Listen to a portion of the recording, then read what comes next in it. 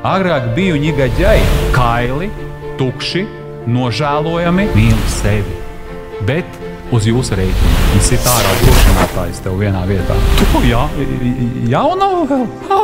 Kaut kāda vecmodīga tu esi. Cik maksā viena dvēsele? Tu ko gribi, lai es par kristieti palieku? Nekad nav pa daudz pieņemt Jēzu. Halūdz, viņš tur nokrīt, viņš kā pāri. Es Dievu piesaucu, es tev uz zobu dodu. Māctais no draudzes uzvaras? Ķeksīts, viss kārtībā, viss mūžība ir sagatavota.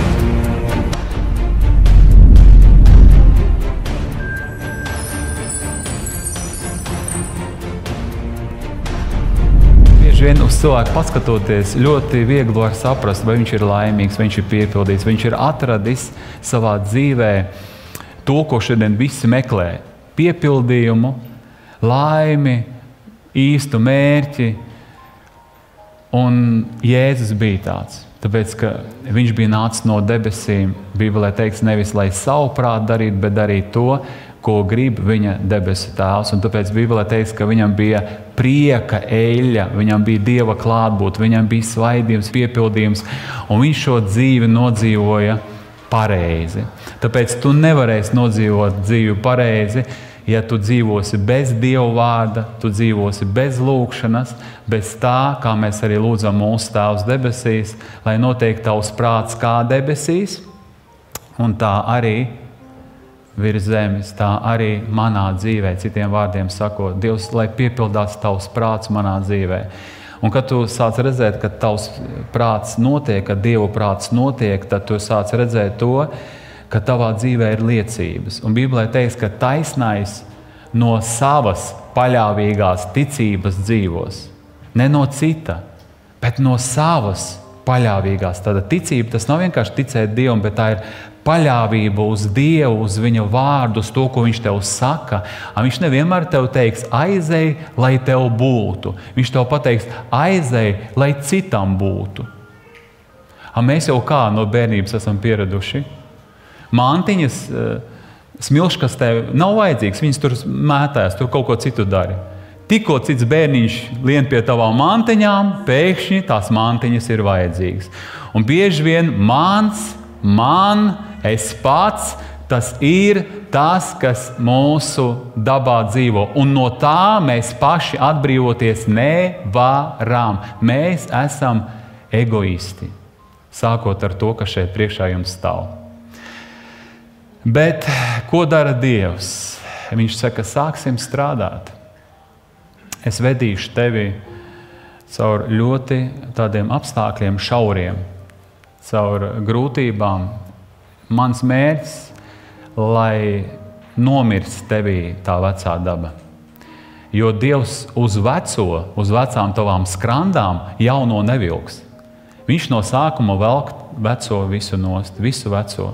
Un ziniet, kā ir sociālajiem strādniekiem kāda problēma, kad pie viņiem atnāk kāds bezpajumtnieks. Viņi to pufaiku, tur iekšā visi kastani ir pufaikāji. Viņi nevar dabūt viņu nost. Viņš ir tā pie tā pieradis. Viņš tik droši jūtās. Mums ir samazgāta, mums ir tīra. Nē. Un tavā maisiņā ielieciet man maisiņā līdzi. Dievs saka, kādu maisiņu? Dievs saka, novelciet veco cilvēku ar visiem tiem darbiem un apvelciet jauno. Tāpēc Dievs neko nelabo. Viņš saka, izņemšu ārā akmens sirdi un došu miesas sirdi. Viņš saka, kas ir Kristū, tas ir jauns radījums, neatjaunināts. Jauns radījums. Un viss, kas ir bijis, ir pagājis, viss ir tapis jauns. Es jums došu ceļu, nevis atjauninātu, bet dzīvu un jaunu ceļu. Pa to ceļu jūs nekad vēl neesat staigājuši. Šis ceļš ir šaurs, un Bībelē teiks, ka pat nepieredzējis, kas ies šo ceļu, viņš nenomaldīsies. Un tur laikam tā atslēga.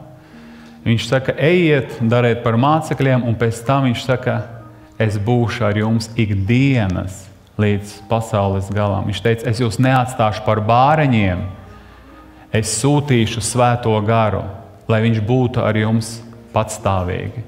Svētais gars šodien mūs vada. Svētais gars uz mums šodien runā. Svētais gars ved mūs pareizi. Pat lasot Bībeli, man jautā, kādas Bībeles skolas? Es saku, Bībeles skolas tas bija, Dievs runāja caur to, bet mana Bībeles skola bija tad, kad man sāpēja galva daudz mēnešu, kad man bija pamirusi puses seja, kad es jutos viens pats, neviens nebija, bet ko es tajā laikā darīju? Es lasīju ļoti daudz Bībeli, neskatoties to, ka liekas lasu, neko nesaprotu, tāpēc, ka tur viss plīst, un lasīju daudz grāmatas. Un tajā laikā es atceros, ka Dievs tā runāja, pēc tam es dzirdēju to svētrunās, kaut kādas atklāsmes, bet man jau Dievs jau bija pateicis. Tāpēc svētais gars mūs katru vada, un viņš grib, lai mēs izejam no tā apļa, no tā, ka mēs dzīvosim tikai sev. Tāpēc es šodien gribētu parunāt par tādu tēmu, kā tavs tuvākais. Lasot 2. korintiešiem, 5. nodaļa, 14. un 15. pāns. Jo Kristus mīlestība mūs vada, kad tā spriežam, tā kā viens ir miris pār visiem, tā tad visi ir miruši. Un viņš mira pār visiem, lai tie, kas dzīvo, nedzīvo vairs sev pašiem, bet tam, kas par viņiem miris un uzmodināts.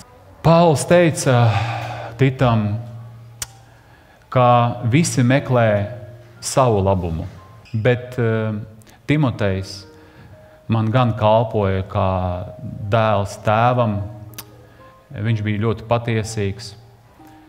Tāpēc Dievs ieskaita mums to kalpošanu, kura ir ar mīlestību, kura nākus no viņa, bet kad mūsu sirds tas nav tā, kad es to izdarīšu, ķeksīšu pēc, bet kad mēs redzam to cilvēku, kurš tieši manā dzīvē ir parādījies, un tas ir tā kā līdzīgi maķedonietis sapnī parādījās apostolam Pāvilam, atklāsme tur teikt, 16. nodaļā apsdarbu grāmata, un tas maķedonietis lūdzās un saka, atnāc un palīdzi mums, palīdzi. Saproti?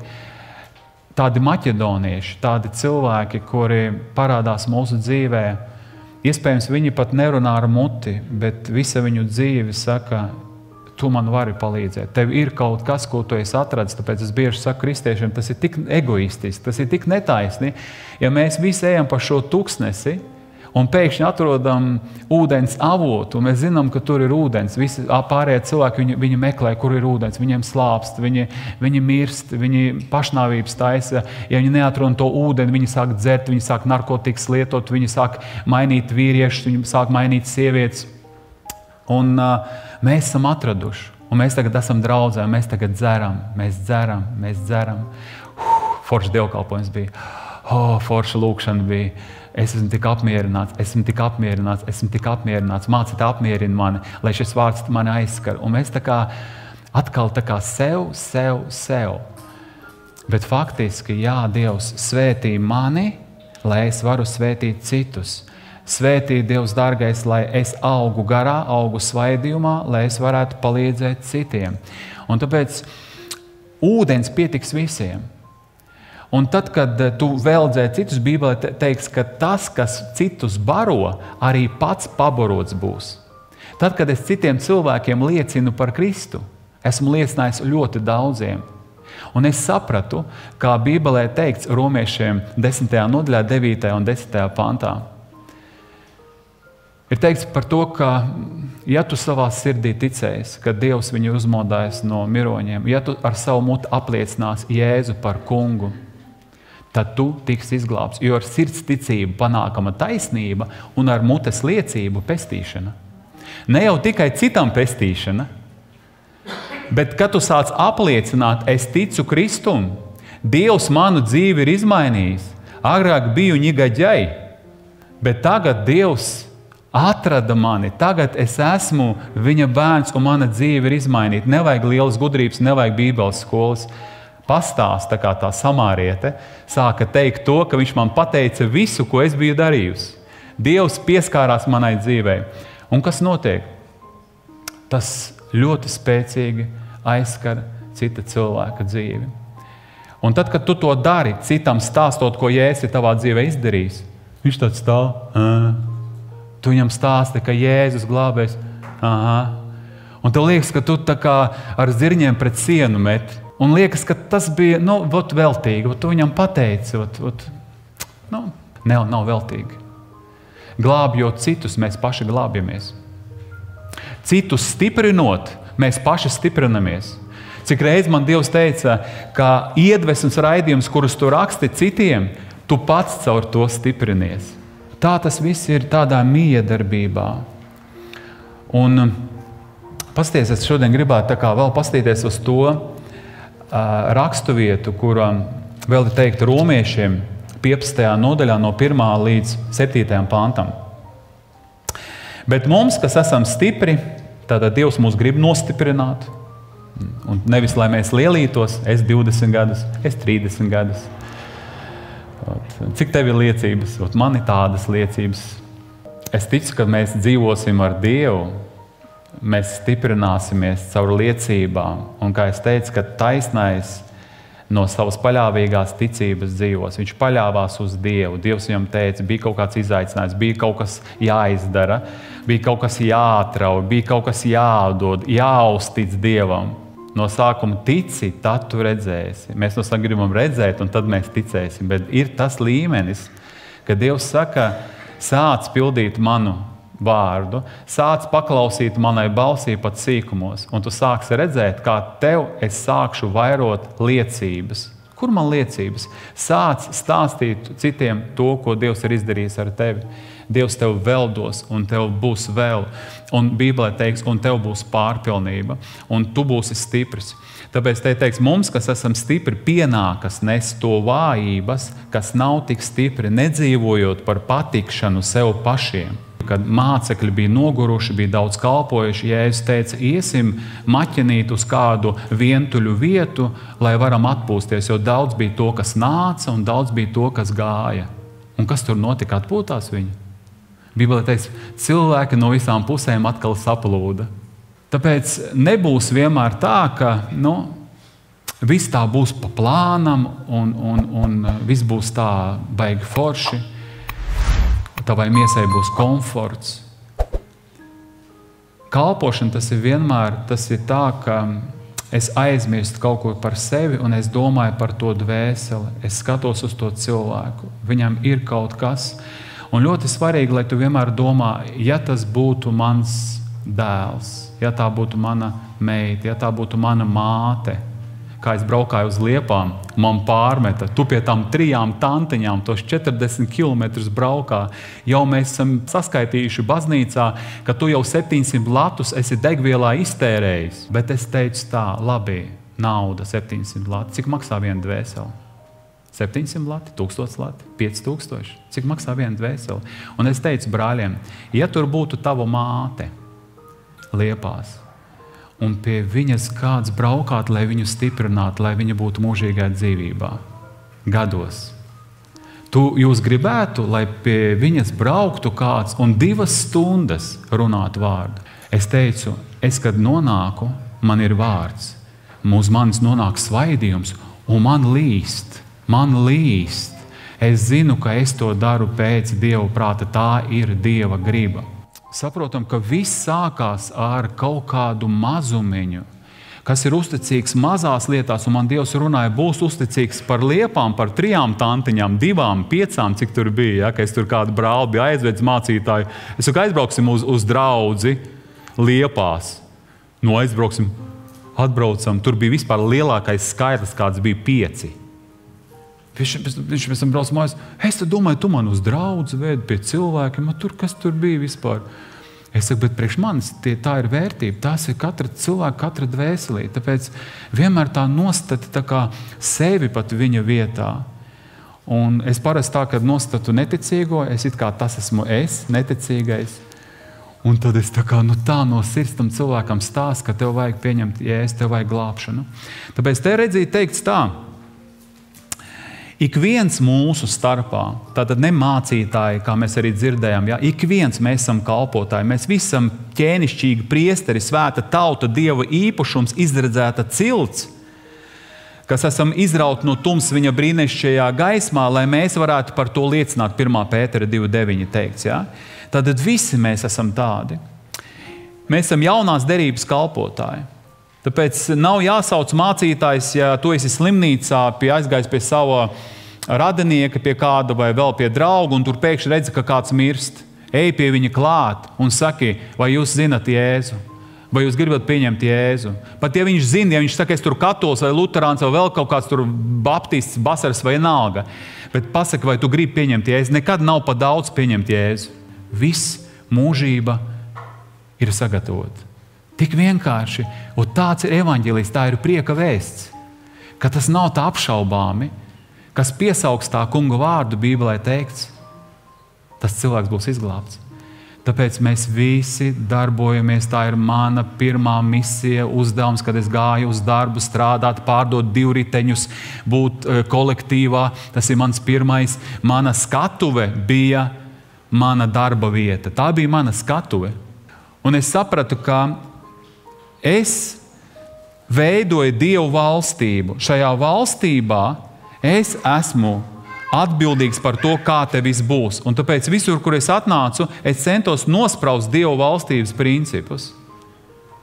Nesaistoties ar grēku, apklusinot rupjos vārdus, nereaģējot uz sliktām anekdotēm, sakot pat, kā jūs esat dzirdējuši, tukšas runas, bet no citas puses esot strādnieks, esot dāsnis un visu pārējo, un viņi redzēja, ka šeit cilvēks tiešām pa īstam tic Jēzum Kristum.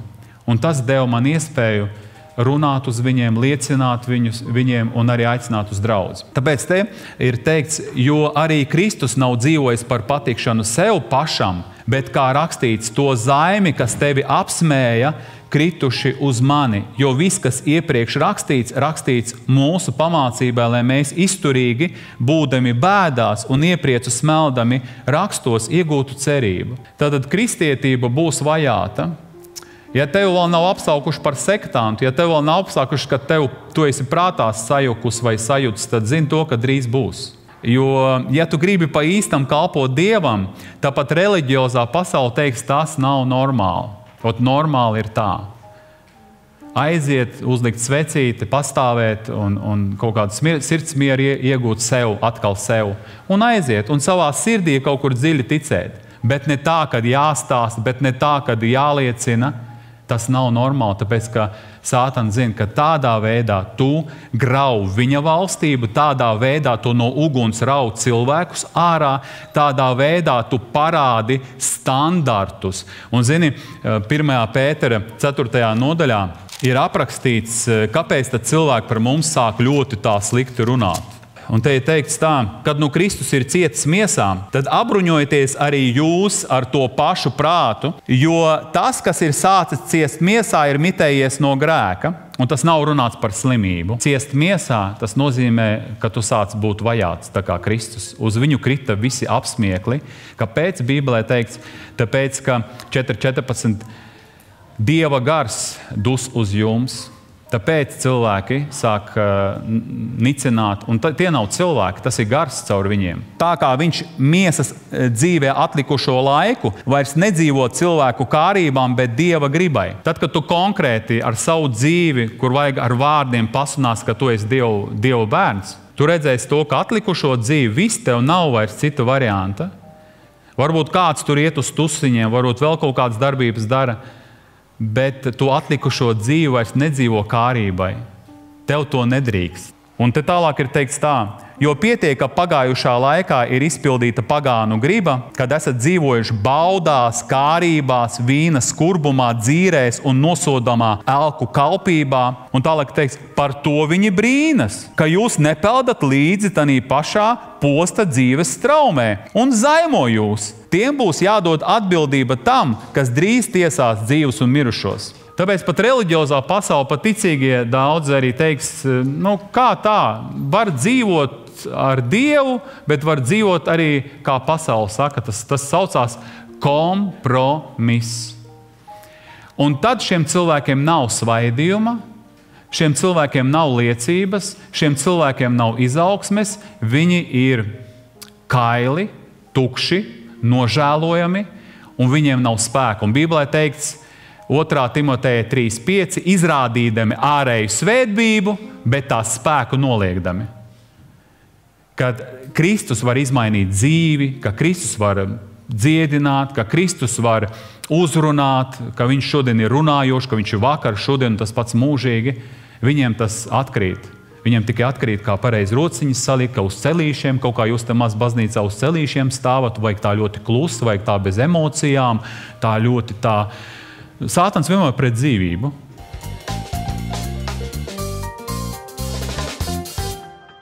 Noteikti mūsu dzīvē nav sagadīšanās, un noteikti, kā Bībelē teikts, jo mums jāsaprot Efeziešiem 2. nodaļa, no 8. līdz 10. pāntam, ka no žēlstības jūs esat pestīti ticībā.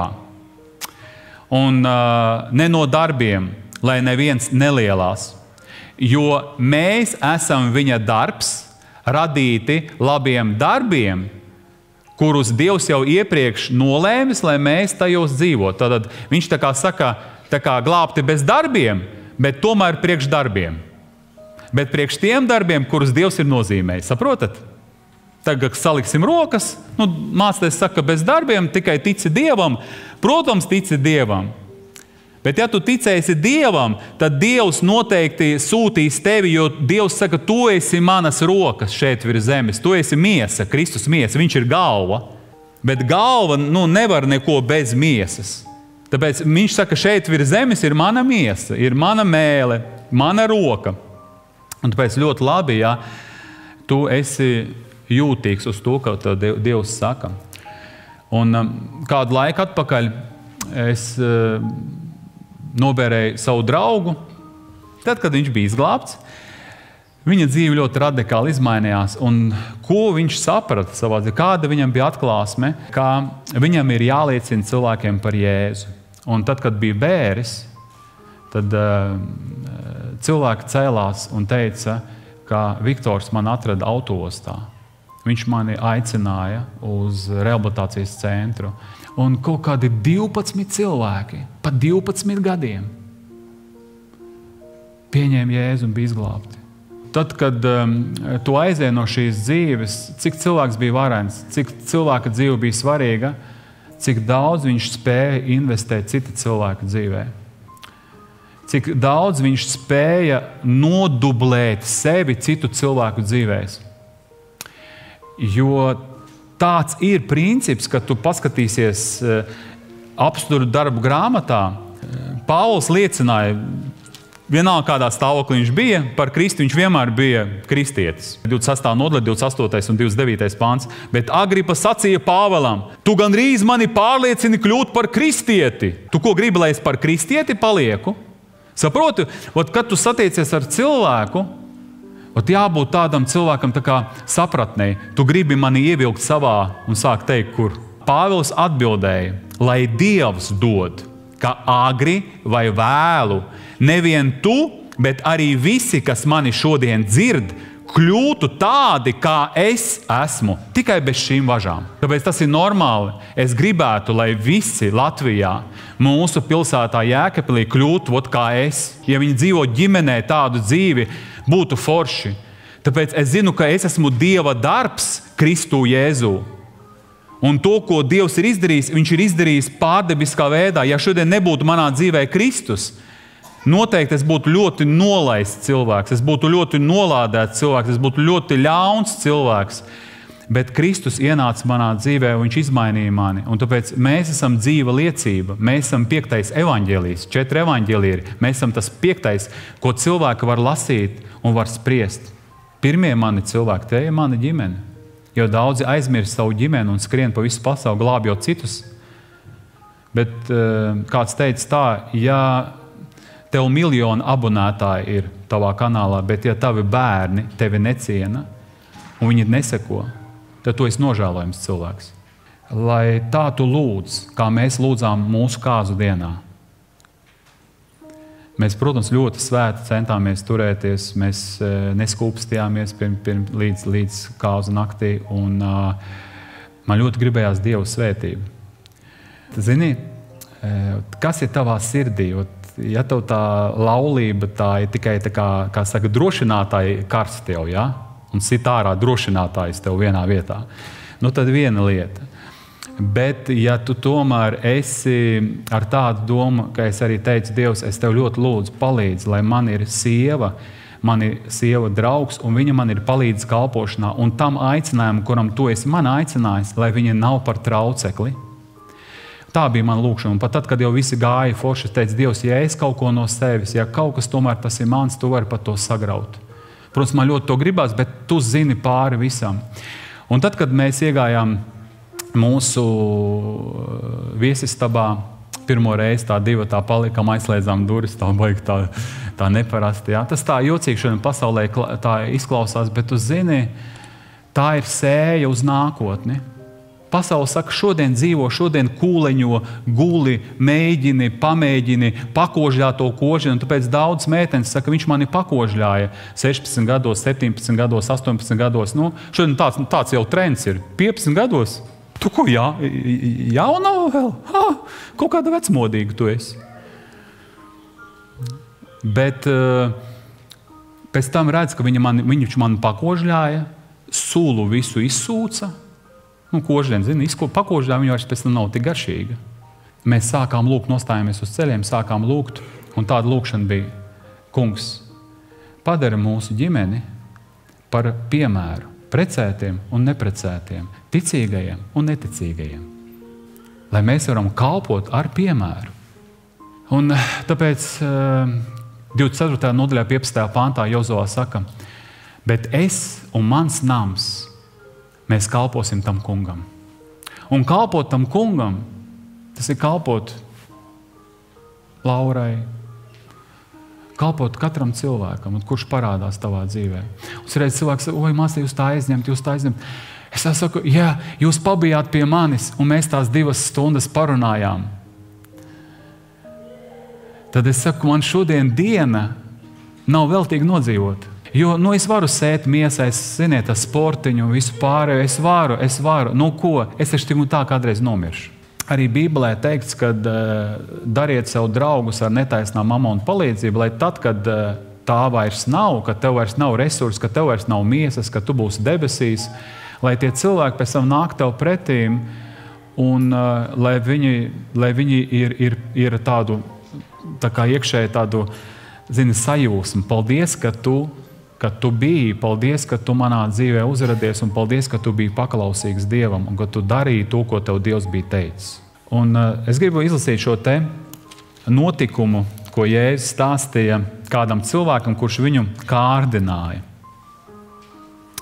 Pat bieži vien tie negatīvie momenti, kuri Jēzus dzīvē notika, viņi nesatika un tā svētību. Ja, Dievs visus defektus pārvērš par efektiem. 10. nodaļa Lūkas evaņģēlijs no 25. panta. Un redz, kāds rakstu mācītājs piecēlās un viņu kārdināja sacīdām: mācītāji, ko man būs darīt, lai iemantotu mūžīgo dzīvību? Un parasti jautā, ko būs man darīt? Kad ir kaut kādi darbi jāpaveic, un tad tu laikam zinās, ka tev būs mūžīgā dzīvība. Bet pats Jēzus teica, paskaties Jāņa 6. nodaļā, tad tie viņam sacīja, ko lai darām, lai mums būtu daļa pie Dieva darbiem. Jēzus atbildēja viņiem, tas ir Dieva darbs, ka jūs ticat tam, ko viņš ir sūtījis. Un Bībelē teica, kas Dieva dēlam tic, tas nenāks sodībā. Viņš pāries no nāves dzīvē. Un tālāk viņš saka, bet viņš uz to sacīja, kā stāv bauslībā rakstīts, kā tu tur lasi. Un tas atbildēja un sacīja, tev būs Dievu savu kungu mīlēt no visas savas sirds, ar visu savu dvēseli, ar visu savu spēku un ar visu savu prātu un savu tuvāko kā sevi pašu. Ja tu mīli Dievu neredzamo, tad tu mīlēsi noteikti cilvēku redzamo, savu tuvāko kā sevi pašu. Tāpēc, ko dara Dievs, kad tu atgriezies, viņš dziedina tavu sirdi, jo cilvēks nevar citu mīlēt, ja viņš sevi nemīl. Vai nu viņam ir nepareizi mīlestība, viņš ir patmīls, kā es saku, viņš ir narcis. Visi grozās ap viņu, visi viņam ir parādā, un viņš nav apmierināms. Viņam visu laiku maz, un visi kā viņam maz, viņš ir vienmēr tā kā apdalīts, un viņš ir ļoti niķīgs. Tas ir 7-8 gadīgs bērns cilvēkā dzīvo, kaut gan viņš jau 30-40 gadus vecs ir. Un ja viņš ir ievainots, ja viņam ir nepiedošana, tad šis cilvēks arī viņš nav dziedināts, tāpēc viņš nevar mīlēt. Viņam ļoti grūti mīlēt. Ja? Tāpēc, ko dara Dievs? Viņš cilvēku dziedē, viņš cilvēku stiprina, lai šis cilvēks varētu būt vesels. Un pasies tālāk ir teikts tā. Un viņš tam sacīja, tu pareizi atbildējis, dari to un tu dzīvosi. Bet viņš gribēdams attaisnoties, sacīja Jēzum, kurš tad ir mans tuvākais? Tad Jēzus atbildēja un sacīja, kā cilvēks gāja no Jēruzalemes uz Jēriku un krita laupītāju rokās. Tie tam noplēsa drēbes, sasita un atstādāmi viņu pusmiruši guļam aizgāja. Ziniet, tas bija reāli. Bija tāds ceļš no Jēruzalemes uz Jēriku, viņš bija ļoti šaurs starp kalniem, un tur ļoti baidījās vietēji iet, jo zināja, ka tur ir laupītāji. Bet šis cilvēks tā uzdrošinājās, un viņš domāja, varbūt man sanāks. Un interesanti, ka viņš gāja projām no Jēruzalemes uz Jēriku. Es arī šeit redzu savā ziņā tādu mums vārdu. Ja mēs sākam atkāpties no tā kunga, zini, Jēruzalemē viss notika, visiem bija jāsavācās Jēruzalemē, templī. Ja mēs ejam projām no tā kunga, mēs noteikti nonāksim laupītāju rokās. Ne uzreiz, bet agri vai vēlu, tu būsi izģērbts no taisnības, no svētuma. Tu redzēsi, tu būsi aplaupīts, tu būsi sasists un tu būsi nomests kaut kur malā. Es neesmu nevienu cilvēku redzējis, kurš pateikt, ka esmu atstājis Dievu, esmu aizgājis prom no viņa. Es tagad beidzot esmu laimīgs. Un otrādīgi, es neesmu nevienu cilvēku redzējis, kurš nokalpotu Dievam 80 gadus vai 70 vai 50, ja? Un viņš teiktu, ka vispār es nepareizi dzīvoju, ka es sāku kalpot Jēzum jaunībā, ka es atdevu viņam savu sirdi. Visi saka, kāpēc ne ātrāk? Ja es būtu pieņēmusi Jēzu jau un būtu sekojis, tad man būtu cita šodien dzīve. Parasti tā ir, bet nevajag nožēlot. Dievs tagad no šī brīža, kad tu esi viņu pieņēmis vai pieņēmusi, un tagad tev ir kaut kāds noteikts laiks, vai tie vēl 5 gadi, vai tie ir 20, vai tie ir 30 gadi, cik tev bija dots par šo periodu, tagad Dievs skatās, cik tu esi viņam uzticams. Jo kam daudz dots, daudz tiks atprasīts. Tev bija dots tā, bet tu tā ar tiem 2 artavām. Tu visu, kas tev ir, tu centies vienmēr darīt. Un tāpēc Dievs arī to ļoti novērtē.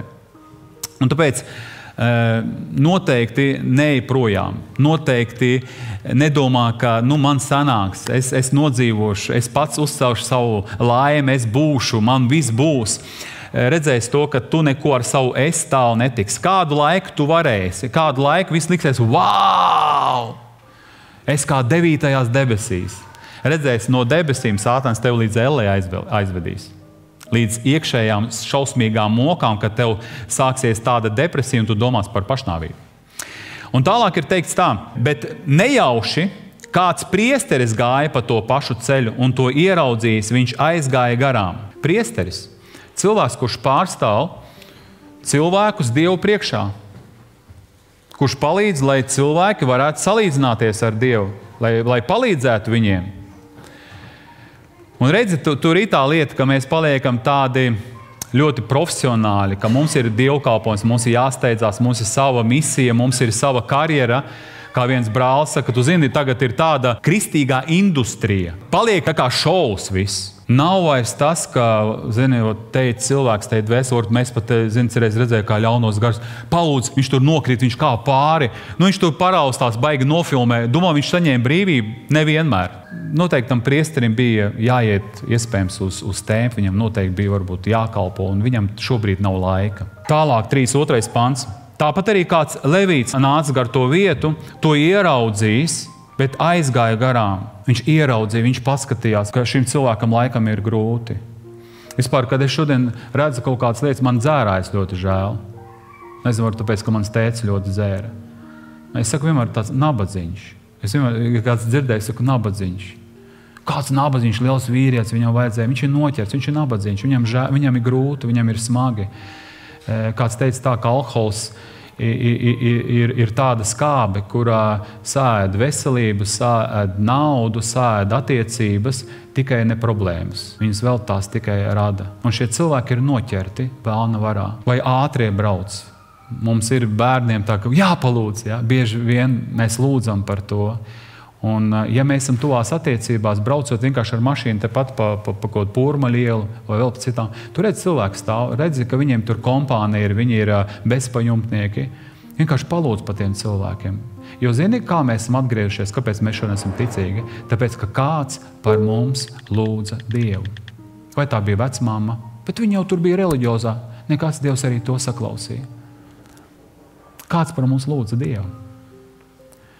Un tāpēc, lai Dievs var sākt darboties, tu vienkārši pasaki, Dievs, tu brauc gar palīdz šiem cilvēkiem, izglāb viņus. Vienkārši pasaki tos vārdus. Visi eņģeļi klāt uzreiz. Dieva gars var sākt strādāt, runāt uz viņiem. Tāpēc, ja mēs esam ieraudzījuši, mēs nevaram finansiāli, mēs nevaram tā, ko mēs varam palūgt. Mēs varbūt baidamies pieejuši klāt, viņš man pēkšņi piecelsies, uzbruks man, un man vēl aptīrīs, izrādās, ka viņš izlikās tur. Mēs bieži vien tā arī varam domāt, ka gan jau viņam tur, un bieži zina, cilvēki nomirst tā. Viņam palika sirdis slikti, domā, ka viņš ir piedzēries. Un visu tu tāds vēl sāk viņu vainot, viņam reāli sirdis slikti palika pieturā. Tālāk, bet kāds samārietis. Samārieši tie bija cilvēki, kuri samaisējās ar citautiešiem. Tie agrāk bija ebreji, bet viņi samaisējās citautieši. Tāpēc samārieši viņus ebreji tīrasinīgie uzskatīja par suņiem, par nodevējiem, par nešķīstajiem. Zini, bieži vien mēs tādi zolīdi, visi tādi forši, bet Dieva acīs Bībelē teiks, gribu būt liels, es līderis. Esmu atbildīgs par tādu kalpošanu, esmu par šo te, forši, tas ir ļoti labi.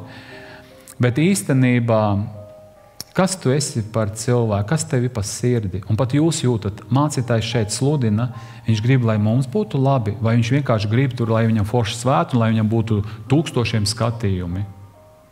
Lai cilvēki nāk, lai viņi pēc iespējas vairāk klausās, Un tāpēc tu vari just, vai šis cilvēks kalpo mums, lai mūs celtu, vai viņš kanceles, izmanto kanceli, lai tā kā celtu sevi. Sevi kaut kā identitāti savu tā kā stiprinātu, zin kā. Pasaulē nesanāca, tagad atnāk uz draudz, tagad mēs šeit sevi uz cilvēku rēķinu, mēs sevi tā kā, ka es kaut ko varu.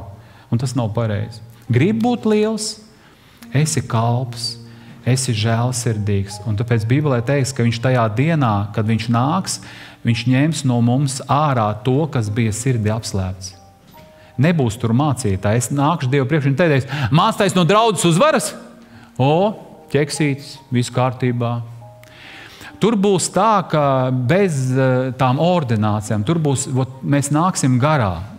Tas, kas bija, un tur būs tādi garīgi svari. Es varu labus darbus darīt, bet bez mīlestības. Bībelē teiks, ja kāds atdod savu dzīvību vai visu savu mantu, bet tam nav mīlestības, viņš tas nedara nenieku. Kā dot mantu? Tā kā šodien pasties iPhone dāvina. Tur kaut kā roku paspiež, kas paspiež tam iedod iPhone. Tu domā, ka viņš tāpat to iPhone dod? Noteikti šis īsais videos uz 3 miljonus, par 1 miljonu ir 3000 eiro. Viņš 9 miljonus dabūs. No 3 miljoniem apmēram, no 1 miljona sanāk 3 līdz 5 centi atkarībā no kāda auditorija, kāds viņam kontents. Tāpēc cilvēks atdod savu mantu, lai ieraksta mani kā labdari. Es atkal mīlu sevi, bet uz jūsu rēķina. Un tāpēc, ja tu neesi saticies ar Jēzu, ja tu neesi piedzīvojis Kristus garu un ko Kristus izdarījis priekš mums, Bībelē teiks, viņš ir kalpojis mums. Bībelē teiks 20:28 Mateja evaņģēlijā, ka cilvēka dēls nav nācis, lai viņam kalpotu, bet lai viņš pakalpotu un atdotu savu dzīvi kā atpirkšanas maksu par daudziem. Un Jāņa 4:34 teikts, ka mans ēdiens ir darīt tā darbu, kas man ir sūtījis, un pabeigt viņa darbu. Tas ir ēdiens. Es ar to stiprinos, es ar to piepildos, ka es varu atdot no sava, es varu pakalpot. Un arī 2. Timoteja 2:2 teikts, Pāvils saka, atrod uzticamus, ko tu esi dzirdējis no manis, to māci uzticamiem cilvēkiem, kuri būs spējīgi arī citus iemācīt. Tā atrod uzticams, nodod uzticamie, lai tie uzticamie citus uzticamos atrod. Tā kā pienenīte, izaug, uzpūšam, un jaunas sēkliņas, un tur vēl aug, un vēl aug. Ja tu dzīvo Dieva valstībā, tev būs vienmēr pavairošanas efekts. Tev visu laiku būs tā, ka es gribu, lai vairojās, lai ietekmējās, lai dzīvojas. Ja tu neesi sapratis par Dievu valstību, ko nozīmē būt Dievu valstībā, ko ja es teicu, ka Dievu valstība ir jūsu vidū, tad tu nevarēsi efektīvi kalpot. Es vienkārši sapratu to, ka vajag vairot. Caur internetu vajag vairot, vajag satikties ar cilvēkiem, un es arī augšā kristāmos, es tā viņus gatavoju, nevis uz ūdens kristiem, bet viņus gatavoju uz tālāko mūsu kalpošanu. Mēs esam brāļi un māsas, mēs esam viena komanda, un mums ir viena problēma, ko Jēzus saka, cilvēki iet uz pazušanu. Viņš iežēlojās, un tā ir rakstīts, un piegājis, viņš pārsēja viņa vātis. Zini, cerēdzi tā māsā, es tev teicu, es tev brīdināju, kāpēc tu man neklausīji? Viņš neteica, viņš viņam morāls nelasīja. Kas viņam tanī brīdī bija vajadzīga? Viņam vajadzēja vienkārši praktiska palīdzība. Rakstīts tā, viņš pārsēja viņa vātis, ieliedams tajās eļļu. Ja, eļļa, tas ir kaut kas tāds, kas palīdz, lai tālāk tas varētu dziedēties. Un tur rakstīts vīnu. Vīns, tas ir kaut kas dezinficējošs. Saprot, ne vienkārši tikai eļiņu palējām Dievu vārdu, viņš tur saka, nu tur tā Dievs jau mīlestība. Davai tagad palūksim, davai tagad lūdzu, sako manai lūkšanai. Un mēs sakojam, mēs lūdzām, tāpēc tas ir vajag dezinficēt, nevis vienkārši pastāstīt, zini, tur tev var jau pateikt tā, nu jums tur ir kaut kas iedūries, ja jums tur ir skabārga, mēs ar zaļo viņu apsmērēsim un apsiesim, un viss būs labi, nebūs labi. Tur sāks pamt. Tāpēc cerēt cilvēkam ir gars, tu viņam pastāsti, nu tev problēmas, nu tur psiholoģiski saņemies, tur domā par Dievu, bet viņam iekšā sēž ragainais. Un tu jūti, ka tur ragainais pēc acīm, pēc sarunas, pēc tā, ko viņš ir darījis, var redzēt, ka tur ir sātnam vieta. Kas ir jāizdara? Nevajag to skabargu iekšā atstāt. Tu arī viņi tur nāc uz dievkalpojumu, lūdz Dievu, mēs arī par tevim lūksim. Tur ir jāizdzen ārā tas. Skabargi ir jādomā, ja arī acīts reiz kādam kaut kas ir. Nevar tur tā. Mēs tev mazliet ar roku tā kā, paglāstīsim. Viņam vajag mīlestību, vajag tur atvērt un vajag izdabūt ārā to. Un tāpēc viņš izdarīja šīs divas lietas. Ja? Tātad Dievu vārds un konkrēta aizlūkšana, konkrēta dezinfekcija, lai tur nepaliek vieta vēlnam, grēkam, un tādā veidā šis cilvēks varēs atlapt, viņam brūcis sauks. Un tālāk ir teikts tā, pēc tam viņš to cēla uz savu lopu un to aizveda mājvietā un to apkopa, bet otrā dienā izņēmis 2 denārijus, iedeva tos saimniekam sacīdams, kop viņu, un ja tu vēl ko izdosi atpakaļ nākdams, es to atdošu. Kā tu domā, šim cilvēkam bija savi plāni tajā dienā, kur viņš dodās ar savu ēzeli, ar visu pārējo? Bija. Un tāpēc ir, mans plāns. Un te saprot, un tā kas izdevumi? Man jāuzliek uz ēzeļa, ne es tagad sēdēšu uz ēzeļa, viņš tagad sēdēs uz ēzeļa. Jā, citreiz tā, kad esmu cik daudz kristīgajos namos bijis, es redzu, ka tā ģimenīte, viņi iziet no savas istabas, guļamistabas, un viņi iedod mums ar sieviņu savu guļamistabu. Ziniet, dārgie kristieši, tādiem mums jābūt viesmīlīgiem. Kad tu iziet no savu komfortu, iedod cilvēkiem labāk nekā tev ir. Saprotat? Tā ir kristietība. Izej ārā, iedod tiem cilvēkiem foršu, uzklāj viņiem foršu gultiņu, iedod viņiem, ko vari labāko. Pats varbūt nokāpjot uz bišķiņu, nekas, kaut kā šodien. Tas ir pareizi. Tas ne tāpēc, ka es drīz pie tevis ciemos būšu iespējams, jā. Man būs jāpārnakšņo, jā. Bet lai tā ir kultūra mūsu, jo mēs tā cenšamies dzīvot. Un te redzi, viņš saka tam cilvēkam, tu vēl, lai viņš pie tevis padzīvo, atpakaļ nākdams, es tev samaksāšu. Zini, kāpēc tā viņš varēja izdarīt, ko tu man te atstās, mazums tu neatgriezīsies? Šim cilvēkam bija laba slava. Šo cilvēku cienīja kā vīrs un vārds. Kāpēc Bībelē teiks, tev nebūs zvērēt pavisam? Tavs jā, nezvēr, es Dievu piesaucu, es tev zobu dodu. Nevajag to. Lai mēs esam tādi, ja mēs esam teikuši, ja mēs to neesam darījuši, tad mēs to neesam darījuši. Ja mēs sakam, mēs atgriezīsimies, mēs atdosim, ko esam un tā šo cilvēku jau vērtē šis viesnīcas saimnieks. Ok, iedod man tagad, un ja kaut kas būs, ok, es ticu tev, ka tu atdosi to visu. Un tad tālāk ir teikts tā, kurš no šiem 3 cilvēkiem tev šķiet tas tuvākais bijis tam, kas bija kritis laupītāja rokās? Tas atbildēja, tas, kas viņam žēlastību parādījis. Tad Jēzus to sacīja, nu tad ej un dari tu arī tāpat. To es arī tev saku. Nu tad ej un tu dari tāpat. Šodien cilvēki ar ko ir sasisti? Ar grēku. Viņi iet uz elli. Viņi iet uz elli. Tāpēc es Murjāņos, es saku, es tā iedegos, tas bija, ziniet, tas man jābūt smaržīgam. Man forši jāģērbjās, man forši jāuzvedās. Tur bija kautiņi, es gāju vidū. Tā, iesim ārā. Kāpēc viņš līd bez rindas? Rokas bumba ar ritembraucēju. Es saku, tā nekur jūs neiesiet. Andri, ko tu te? Es saku, neiesiet. Un saprot, es agrāk biju tāds open games tur, bet kad es paliku kristietis, burtiski 3 mēnešos, vispār jauna dzīve. Man svētrunas tā runāja, es gāju no dievkalpojuma ārā, es tā kā uz spārniem, es gāju uz Murjāņiem, es zināju, kas man tiem sportistiem ir, kas man viņiem ir jāstāsta. Un es sapratu, ka man jābūt ar labām atzīmēm. Man jālūdz par to, lai es labi mācos, lai manas atzīmes runā par to, ka redz, viņš palika ticīgs un viņam palika labāks atzīmes. Un man bija tādi brīži, ka man visa klase aplaudē no tā, ka es tik labi uzrakstīju kaut kāds darbs, kurus nevarēju uzrakstīt. Es vienkārši lūdzu, lai Dievs man palīdz. Un Dievs tādā veidā deva autoritāti, jo es visiem pēc kārtas centos runāt. Un, protams, man tur bija vajāšanas. Pēc tam mēs gājām pa istabiņām un cilvēkiem dalījām evaņģēlijas. Un es ļoti esmu pateicis, ka no tiem cilvēkiem šodien ir tie, kas kalpo Jēzum Kristum. Un tāpēc tas ir tas labākais, kas man palika no skolas laika. Tieši tas, ka tur bija placdarams, ka tur bija evaņģelizācija. Un es sapratu, ka ja es slikti dzīvošu un es saku, ka es eju draudzeni, es kalpoju Jēzum, tad cilvēki teiks, tu zini, tu atkal esi otrais, kurš tikai runā, kurš tikai man jau ir bijuši tādi, kuri teica, ka viņa baznīcā viņš man uzmet uz naudu, viņš vispār tāds negatīvs, tāds toksisks. Es tāpēc gribēju to marku, zini, lai par Dievu, par draudzi cilvēks saka, wow, es gribētu. Ne jau runājam par to, ka mēs visi te izglābsim, bet ka, lai Dievs dod, lai ļoti daudzi tādi, kuri tā kā Viktora Bērēs, gribēju teikt kāzās, sāka teikt, ka šī cilvēka dzīve bija vērta ar to, ka mana dzīve šodien ir ar Jēzu Kristu, kad es šodien neeju uz elli, es eju uz debesīm un es vēl citus tagad glābju.